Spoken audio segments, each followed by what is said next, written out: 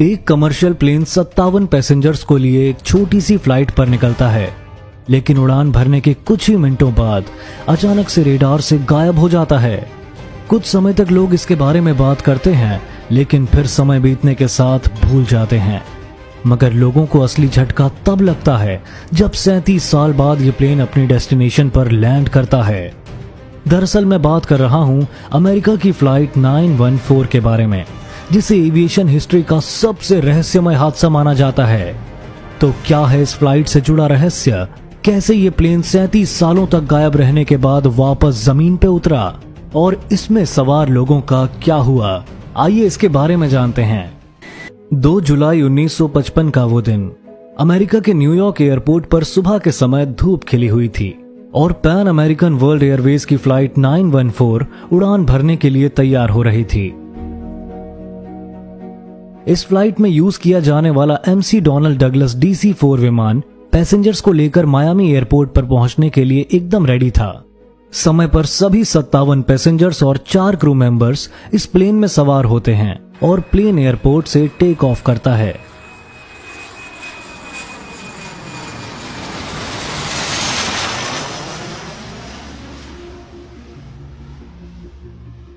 अब यूं तो रूटीन के अनुसार इस प्लेन को सुबह 9:55 पर मायामी पहुंच जाना चाहिए था, लेकिन उड़ान भरने के कुछ ही मिनटों के अंदर फ्लाइट 914 एयर ट्रैफिक कंट्रोल के रेडार से गायब हो जाती है। अथॉरिटीज को कुछ पता नहीं चलता कि इतना बड़ा प्लेन आखिर आसमान में कैसे गायब हो गया। शुरुआत में सभी लोगों को लगता है कि शायद ये प्लेन अपना रास्ता भटक गया होगा और इसलिए इसे ढूंढने के लिए सर्च ऑपरेशन चलाए जाते हैं। लेकिन अफसोस कि महीनों तक खोजबीन करने के बाद भी इस प्लेन का एक टुकड़ा तक किसी को नहीं मिलता और सारी कोशिशें करने के बाद अथॉरिटीज मान लेती हैं कि ये प्लेन शायद समुद्र में ही क्रैश हो गया होगा। ऐसा मानकर प्लेन में सवार सभी पैसेंजर्स और क्रू मेंबर्स की फैमिली को एयरलाइन के द्वारा मुआवजा दिया जाता है। समय बीतता है और लोग धीरे धीरे इस इंसिडेंट के बारे में भूल जाते हैं। लेकिन फिर 37 साल बाद 9 सितंबर 1992 के दिन वेनेजुएला के कैराकस में साइमन बोलीवर इंटरनेशनल एयरपोर्ट पर ATC की रेडार स्क्रीन में अचानक से एक डॉट यानी बिंदु टिमटिमाता हुआ नजर आता है। शुरुआत में ATC को लगता है कि एयरपोर्ट पर लैंड करने वाली कोई नॉर्मल फ्लाइट होगी, लेकिन कुछ मिनटों के बाद जब यह प्लेन दिखाई देने लगता है तब ATC और एयरपोर्ट पर मौजूद बाकी अथॉरिटीज पूरी तरह हैरान रह जाती हैं। उन्हें हैरानी इस बात की होती है कि ये एक बेहद पुराना MC डोनाल्ड डगलस DC-4 विमान है, जिसे यूज करना दशकों पहले बंद किया जा चुका है। उन एम्प्लॉयज को यह प्लेन किसी और टाइमलाइन या किसी दूसरे यूनिवर्स से आया प्रतीत होता है। ATC को कुछ समझ नहीं आता कि प्लेन आखिर रेडार से बचकर अचानक उनके सामने कैसे आ गया और अब आगे ये क्या करने वाला है।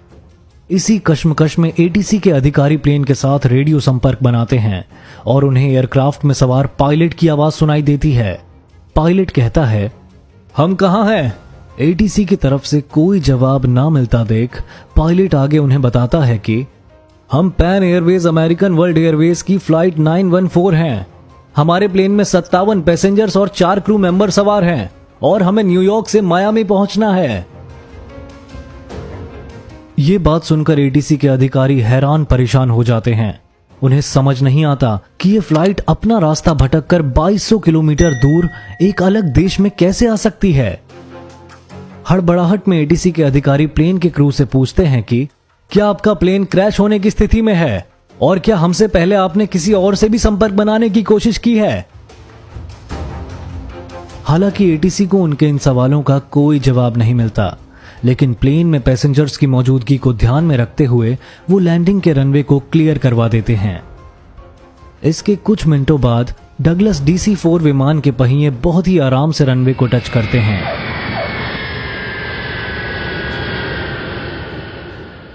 और बिना किसी परेशानी के ये प्लेन कैराकस के इस एयरपोर्ट पर लैंड कर जाता है। लेकिन प्लेन नीचे उतरने के बाद जो होता है उससे सभी के होश उड़ जाते हैं। दरअसल प्लेन रुकने के बाद पायलट फिर से ATC को कनेक्ट करके उनसे ये कहता है कि उन्हें 2 जुलाई 1955 के दिन सुबह 9:55 पर मायामी में पहुंचना था ये बात सुनकर एटीसी अधिकारी शॉक्ड रह जाते हैं और वो जवाब देता है कि आपने कैरेकस वेनेजुला के साइमन बोलीवर इंटरनेशनल एयरपोर्ट पर लैंड किया है और आज 9 सितंबर 1992 का दिन है। ये जवाब सुनते ही पायलट हैरान परेशान हो जाता है। उसे समझ नहीं आता कि 37 साल का समय ऐसे ही कैसे बीत सकता है। पायलट को पैनिक होते देख एटीसी अधिकारी को लगता है कि ये कोई बड़ी गड़बड़ है और इसके पीछे गहरी साजिश भी हो सकती है। यही सोचकर वो तुरंत सिक्योरिटी को इस प्लेन के पास भेजता है और पायलट से अनुरोध करता है कि वो नीचे उतरकर सरेंडर कर दें। लेकिन इससे पहले सिक्योरिटी गार्ड्स उन तक पहुंचते पायलट कहता है कि कोई भी हमारे करीब आने की कोशिश मत करना, हम यहां से जा रहे हैं। उसके इतना कहते ही प्लेन का इंजन फिर से स्टार्ट होता है और फ्लाइट 914 एक बार फिर आसमान में उड़ते ही रेडार से गायब हो जाती है।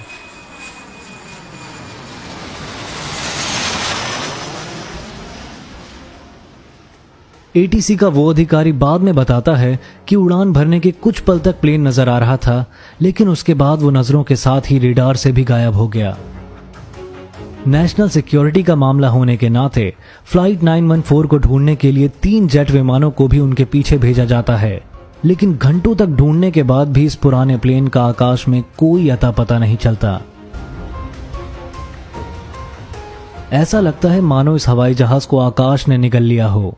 हताश होकर सभी जेट विमान वापस आ जाते हैं, मगर कैरेकस से रवाना होने के कुछ घंटों बाद ही फ्लाइट 914 रहस्यमय तरीके से अपनी मंजिल यानी मायामी एयरपोर्ट पर लैंड करती है।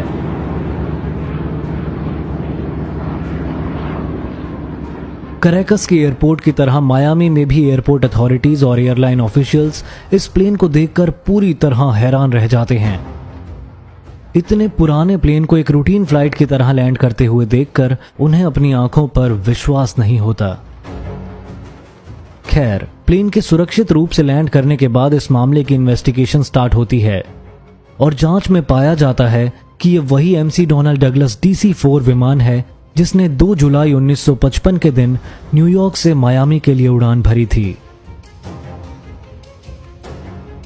इस केस की जांच कर रहे इन्वेस्टिगेटर्स प्लेन के क्रू और पैसेंजर से ढेर सारे सवाल पूछते हैं, लेकिन उन लोगों से उन्हें कोई भी ऐसा जवाब नहीं मिलता जिससे उनके 37 साल बाद लौटने की गुत्थी सुलझ सके। आखिरकार उन लोगों के खिलाफ कोई सबूत या शिकायत दर्ज ना होने के चलते उन सबको उनकी फैमिली से मिलने के लिए आजाद कर दिया जाता है। लेकिन जब ये लोग अपने घर पहुंचते हैं तो इस पूरे हादसे की सबसे अजीब और हैरान कर देने वाली चीज होती है। दरअसल प्लेन में सवार सभी लोग बिल्कुल उसी हाल में थे जैसे वो 2 जुलाई 1955 के दिन प्लेन में सवार होने के दौरान थे। ना उनके कपड़े बदले थे, ना वो गंदे हुए थे और ना ही उनकी उम्र में कोई बढ़ोतरी हुई थी, जबकि उन सभी की फैमिली मेंबर्स 37 साल बड़े हो चुके थे। इनके ओल्ड फैशन कपड़े देखकर लग रहा था मानो ये किसी फैंसी ड्रेस कंपटीशन का हिस्सा बनने जा रहे हों, क्योंकि 1992 में 1955 का फैशन पूरी तरह बदल चुका था। प्लेन में सवार इन लोगों को यह यकीन नहीं हो रहा था कि वो 37 साल बाद वापस लौटे हैं। उन्हें ऐसा महसूस हो रहा था कि उन्होंने बस कुछ ही घंटों का सफर तय किया है।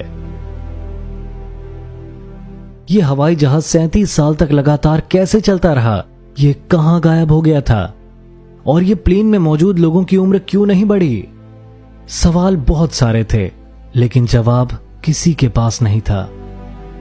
इन लोगों के फैमिली मेंबर्स इन्हें वापस पाकर खुश तो थे, लेकिन उनसे कहीं ज्यादा हैरान भी थे, क्योंकि कई परिवारों में माता पिता और बच्चों की उम्र बराबर हो गई थी। इस हादसे पर बहुत जांच की गई, लेकिन आज तक इसके होने की असली वजह का पता कोई नहीं लगा पाया। कोई नहीं जानता कि फ्लाइट 914 के साथ आखिर क्या हुआ था। कुछ लोग इसके पीछे टाइम ट्रैवल को जिम्मेदार मानते हैं। उनका कहना है कि इस प्लेन ने किसी तरह टाइम ट्रैवल कर लिया था, जिसकी वजह से इसमें बैठे किसी भी इंसान की उम्र नहीं बढ़ी। साथ ही कुछ लोग इसे बरमूदा ट्रायंगल से जोड़ते हैं। उनका मानना है कि यह प्लेन बरमूदा ट्रायंगल में गुम हो गया होगा, क्योंकि वहां प्लेन के गुम होने की घटनाएं पहले भी हो चुकी हैं। वहीं कुछ लोग ये भी कहते हैं कि फ्लाइट 914 शायद गलती से किसी दूसरी टाइमलाइन या किसी दूसरे डायमेंशन में गुम हो गई।